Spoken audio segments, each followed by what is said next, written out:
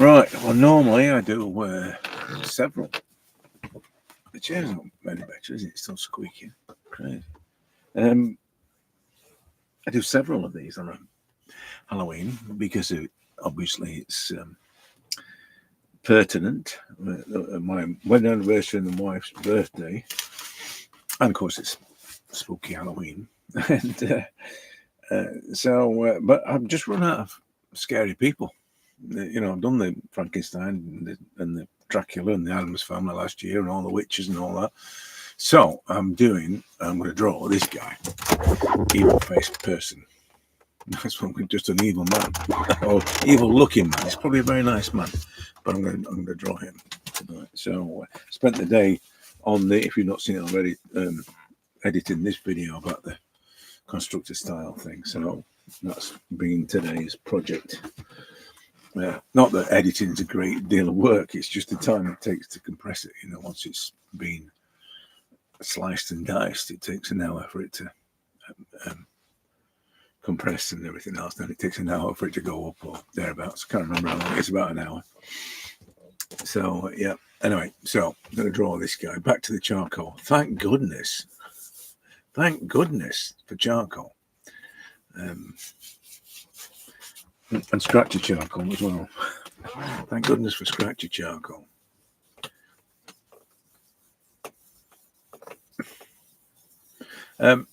What got me thinking about this was, and I was going to try and remember her name, this artist that I'm connected with on Facebook, and she draws these characters that are sort of all silhouette and dark and moody and things. And it's not just on Halloween. All the stuff's a bit weird like that. I love it. It's not weird, horrible weird. It's just got a lot of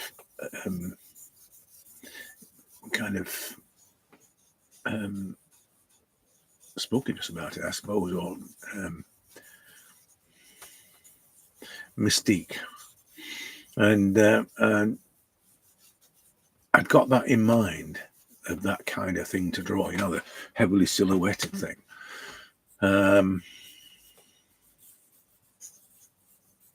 So when I was looking for images, that was in mind. Not necessarily. I don't really want to be drawing a fully detailed thing. I want it to be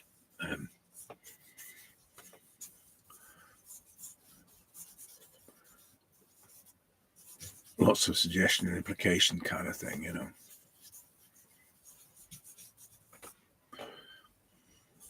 I'm just trying to get my widths sorted out before I commit to anything really in terms of how dark it would be. It's got a touch of the Bela Lugosi about him. He definitely looks like the early Dracula. It's the ears and the head and things. I think that's what's doing it. But I just want to get the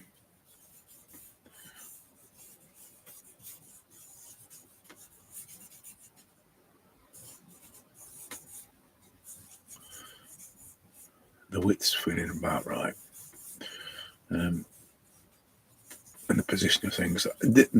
I tell you what's really noticeable after working with charcoal or working with the oil pastels is this the flow thing, the ease of which I can make marks. It's not there's no resistance.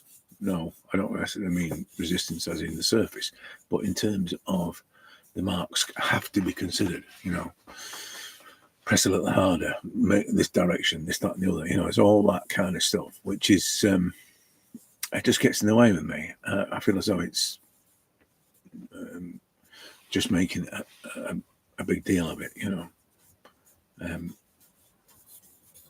which is what really I didn't like about the oils.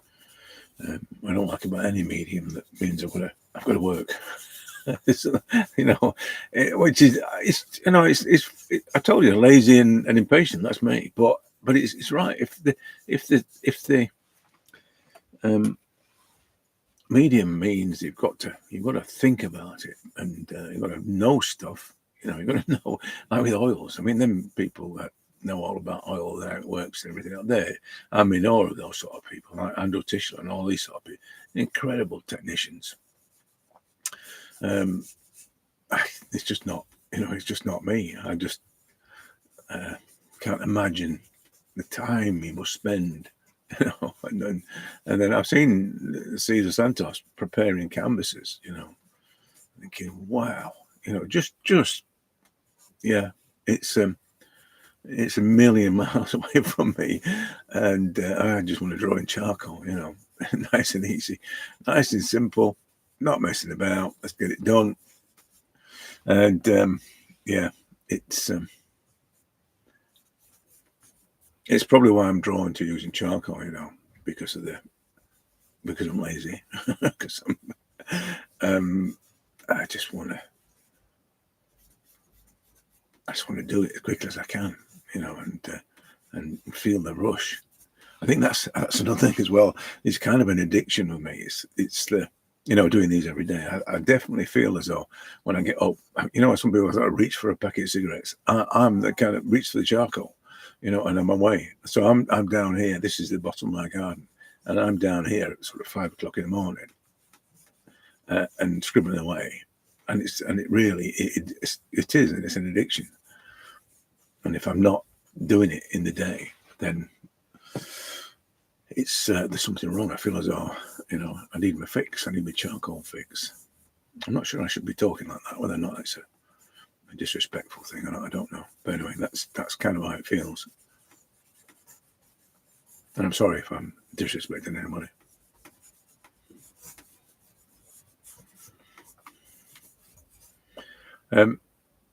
Yeah, the one of the things about this kind of subject and charcoal, this is perfect charcoal territory. The misty, murky, scary, shadowed characters. It's perfect for charcoal because it just suits especially when it's like this. You can see that villainous look about him. And the other thing about it as well is that this is the thing that I really like about charcoal is that inner depth. You see that there, the inner depth of tones that are possible with charcoal. It's not without any effort. That's the other thing as well. So it's to make those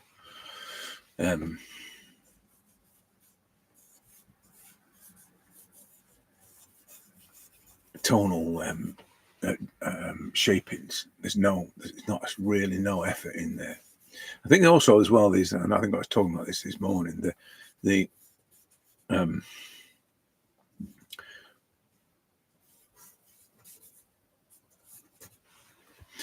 shape thing. Why the shape thing worked on this, I think, is because it's exactly how I draw. Shapes are the things I'm looking for all the time. It just so happens on this because I couldn't do the shapes that would blend and shapes that would merge and all the rest of it because the stuff's rubbish. It's just hard edge stuff. So seeing shapes was an easy part of doing that, and I suppose a natural progression in terms of what I do. So, but I can feel that now I'm back doing this. I can feel the shape thing being a major part of what I'm considering. There's that shape there, and then there's that shape there, and there's I can feel it. It's there, which I say is probably why doing those things yesterday was quite easy. I'm just going to make sure I get these.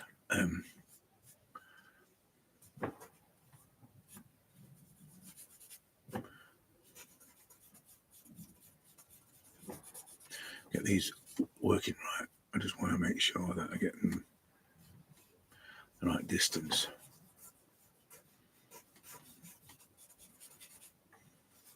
Because the beauty is with this working like this, and with this being all tonally